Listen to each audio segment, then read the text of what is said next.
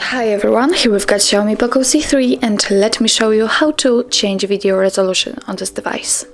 So first of all, let's tap on the camera app, so let's enter it. And after that, make sure that you're on the video mode, so let's tap on the video. If it is highlighted, then it means that we successfully changed the mode, so we can tap on the three bars icon in the right upper corner. And as you can see on the very first bar, we've got two different options connected to the resolution. Now we've got 1080p and 30 frames per second applied. I know this and you should know it because it is highlighted, so all we can do now is just tap on this another option.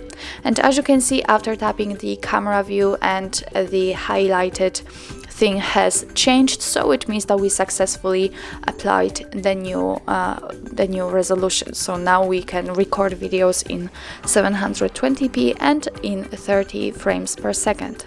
Of course, if you want to get back to the previous settings, just tap on this 1080p option. So actually that's all. This is how to change video resolution in your Xiaomi POCO C3. Thank you so much for watching. I hope that this video was helpful, and if it was, please hit the subscribe button and leave the thumbs up.